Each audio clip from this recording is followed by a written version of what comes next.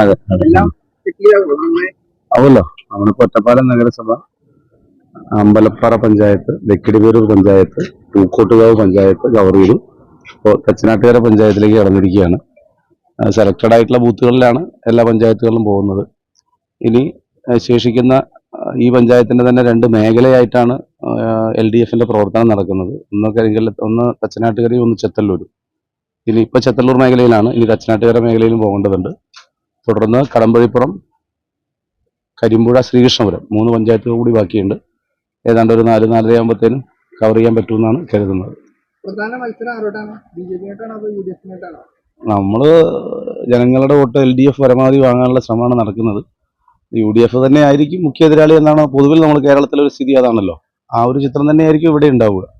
ഭൂരിപക്ഷം പ്രതീക്ഷിക്കുന്നുണ്ടോ? കഴിഞ്ഞ തവണത്തേക്കാൾ കൂടുതൽ ഭൂരിപക്ഷം നമ്മുടെ മാത്രം വോട്ടിന്റെ അടിസ്ഥാനത്തിലല്ല എന്നൊരു പ്രശ്നമുണ്ട്. നമ്മുടെ വോട്ട് LDFന്റെ വോട്ട് വർദ്ധിപ്പിക്കുക എന്നുള്ളിടത്താണ് നമ്മൾ നിൽക്കുന്നത്. ഒരു 50% വോട്ടിനടുത്തൊക്കെ നമുക്ക് അതിന് മുകളിൽ LDFന് വോട്ട് നേടുക. എല്ലാവരും ഒരുമിച്ച് ചേർന്നാലും ഇടതുപക്ഷം മികച്ച വിജയം നേടുക എന്ന നിലയിലേക്ക് മണ്ഡലത്തിൽ നമ്മുടെ ഒരു പൊസിഷൻ ഉയർത്താനാണ് ഉദ്ദേശിക്കുന്നത്. പൊതുവിൽ LDFന് അനുകൂലമായിട്ടുള്ള ഒരു ഫീലാണ് നമുക്കുള്ളത്. തീർച്ചയായിട്ടും വിജയത്തിന്റെ കാര്യത്തിൽ സംശയമേ ഇല്ല. നിങ്ങൾക്ക് തന്നെ ഭൂരിപക്ഷത്തിന്റെ കാര്യത്തിലല്ലേ സംശയമുള്ളൂ. അപ്പോ ഭൂരിപക്ഷം സ്വാഭാവികമായിട്ടും ഞാൻ പറയുകയും ചെയ്തു, LDFന്റെ വോട്ട് വർദ്ധിക്കും, ഭൂരിപക്ഷവും വർദ്ധിക്കാനാണ് സാധ്യത. മറ്റ് ഡീലൊന്നും നടന്നില്ലെങ്കിൽ ഞങ്ങൾക്ക് ഡീല് LDFന് ഡീല് ജനങ്ങളുമായിട്ടാണല്ലോ.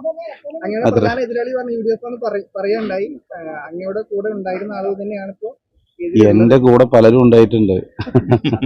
ഞാനിവിടെ വിദ്യാർത്ഥി സംഘടനാ പ്രവർത്തനം തൊട്ട് 17 വയസ്സിൽ വിദ്യാർത്ഥി സംഘടനാ പ്രവർത്തനത്തിലൂടെ ഇടതുപക്ഷ രാഷ്ട്രീയവുമായി ബന്ധപ്പെട്ട് പ്രവർത്തിക്കുന്നയാളാണ്. നമുക്ക് പല മേഖലയിൽ പലരുടെയും നമ്മുടെയൊക്കെ ഒരുമിച്ച് പ്രവർത്തിച്ചവരുണ്ട്. നമ്മുടെ സീനിയേഴ്സ് ആയിട്ടുള്ള നമ്മുടെ നേതാക്കളുണ്ട്. അതൊന്നും ഇതിലൊരു ഘടകമല്ല. ഘടകം നിലപാടാണ്, രാഷ്ട്രീയമാണ്. അപ്പൊ ഇടതുപക്ഷ രാഷ്ട്രീയത്തോട് ചേർന്ന് നിൽക്കുന്നവരും അത് അകന്നു നിൽക്കുന്നവരും എന്ന നിലയിൽ നമുക്ക് കാണാൻ പറ്റും.